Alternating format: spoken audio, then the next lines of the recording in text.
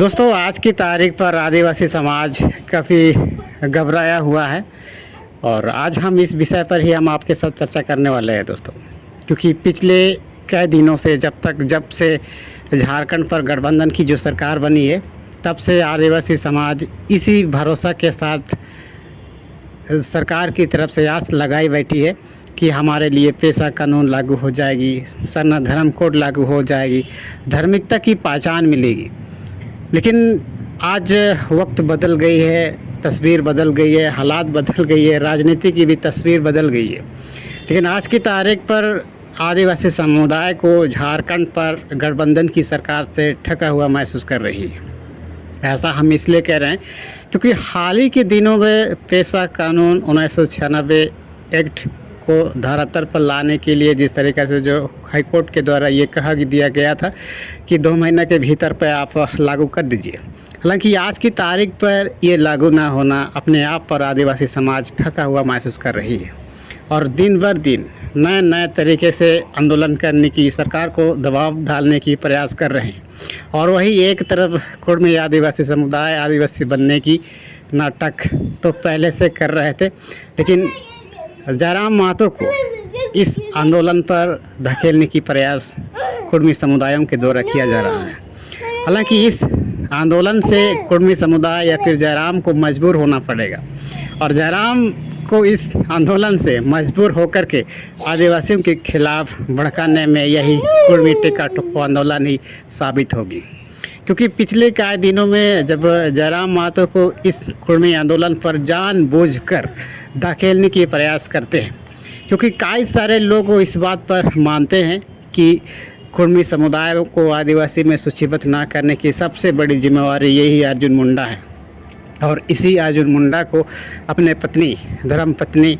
मीरा मुंडा जी को भी इस खमियाजा भुगतना पड़ा है। पोटका की जनसंख्या, वोटरों की जनसंख्या में अगर आप अनुमान लगाएंगे ना तो 30 से 25% लगभग कुर्मी जनजाति उस इलाके पर निवास करती है और इसका सीधा साधा खमियाजा भुगतना पड़ा पोटका विधानसभा के अंतर्गत। हालांकि ये बात आज की तारीख पर किसी से बताई नहीं जाती है, लेकिन खुद को ये अंदाज़ा लग चुकी है और इन्हीं अंदाज़ों की वजह से ही अर्जुन मुंडा जी तो खूंटी और खसुआ पे खुद को चुनाव लड़ने से भी रोक रखे हैं। हालांकि ये बात आज की तारीख पर साफ इसलिए करना पड़ रहा है दोस्तों, क्योंकि आदिवासी समुदाय जिस आशा भरोसा के साथ गठबंधन सरकार को सत्ता पर वापस लाई है, अर्थात बरकरार बनाए रखी है, इस बात से सरकार के जितने भी मंत्रियों को इस बात से आगाह हो जाना चाहिए कि अब वो राजनीति नहीं रहा है। आज की तारीख पर सोशल मीडिया के ज़माने पर आप जिस तरीक़े से जो आप परिकल्पना जो की जाती थी, पहले राजनीति की फार्मूला को इस्तेमाल की जाती थी, अब वो बात नहीं रहा है। और आज के ज़माने पर सबसे ज़्यादा अहम भूमिका निभाने वाले जितने भी जो फ्रंट लाइन पर अगर कोई संघर्ष करने वाला अगर कोई व्यक्ति है तो आपको समझ जाना चाहिए, क्योंकि आज की तारीख पर इन्हीं लोगों की वजह से गठबंधन की सरकार वापस आने पर या फिर सरकार को स्थिर करने में सबसे बड़ा अहम भूमिका निभाने वाले यही सबसे बड़ा मुख्य कार्यकर्ता है। लेकिन ऐसे कार्यकर्ताओं को, राजनेताओं को ध्यान देने की आवश्यकता है। उन सारे लोगों को, उन सारे अगुवाओं के साथ, उन सारे कार्यकर्ताओं के साथ, उन सारे एक्टिविटीज़ के साथ बात विमर्श करने की आवश्यकता है, वरना अगले 2029 की चुनाव पे हेमंत सोरेन अपनी सरकार, गठबंधन की सरकार बचा नहीं पाएगी। बचा नहीं पाने की हम बात इसलिए कह रहे हैं क्योंकि आज की तारीख पर जो 50 लाख लिखने वाले सरना धर्मावलंबियों को आज की तारीख पर उनकी खुद की अस्तित्व पर सवाल खड़े हो रहे हैं, खुद की अपनी अस्तित्व पर सवाल उठ रहे हैं कि भैया हमने पिछले कई दशक से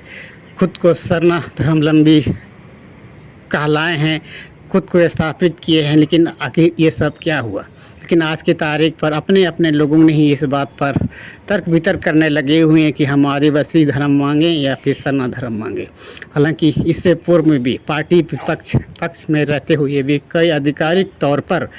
ऑफिशियली तौर पर इस बात पे लिए कह दिया था कि आदिवासी समुदाय सरना धर्म को मानती है या फिर नहीं। हालांकि आज की तारीख पर सरकार को भी इस बात के लिए कह देना चाहिए कि हमारे झारखंड पर आदिवासियों की धर्म कोड होनी चाहिए या फिर झारखंड में ही सरना धर्म कोड होनी चाहिए। क्योंकि आज की तारीख पर जब जब भी आदिवासियों की जब चर्चा की जाती है तो पूरे वर्ल्ड वाइड हमें देखने की आवश्यकता है। अगर सिर्फ मुंडा, उरांव, कुरुख, संताली है ना, इस तरह की अगर हम परिभाषा करते हैं तो सिर्फ हमारी झारखंड पे हम सीमित रह जाते हैं। लेकिन इन्हीं तरह की वजह से ही आज की तारीख पर भी हमारे झारखंड पर भी सरकार को समझ नहीं पा रहे हैं। अगर कल की तारीख पर हम केंद्र से भी अगर हम पारित भी कर देते हैं तो उनके पास ऐसा कोई सबूत नहीं है कि हम धार्मिकता के आधार पर हम आदिवासियों को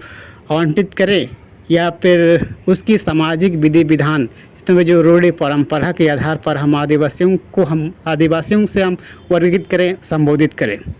क्योंकि इतिहास गवाह है दोस्तों, पिछले कई दशक से अंग्रेज़ों की जिस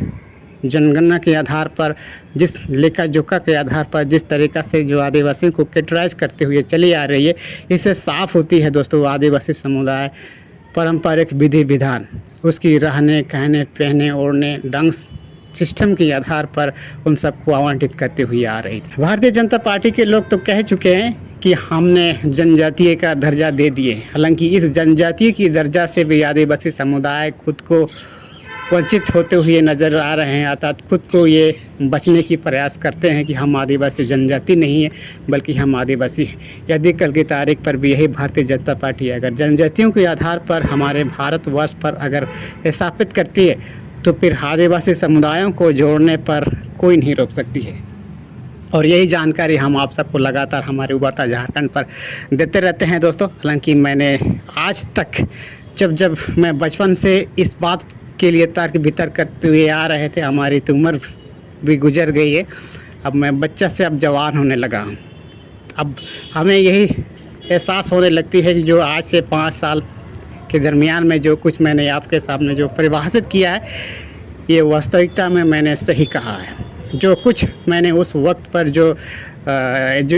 युवा एनर्जी हुआ करती थी, हालांकि आज मैं पापा बनने के लायक हो गई हूँ, फिर भी मैंने उस बात के लिए कह भी दिया था कि हमारे जीते जी जो हमारी उम्र तक रहेगी, ये सारी चीज़ें वास्तविकता में स्थापित करने में थोड़ा सा कठिनाइयों का सामना करना पड़ेगा। लेकिन आज की तारीख पर राजनीतिक स्तर पर हर एक तरीक़ा से इन सारी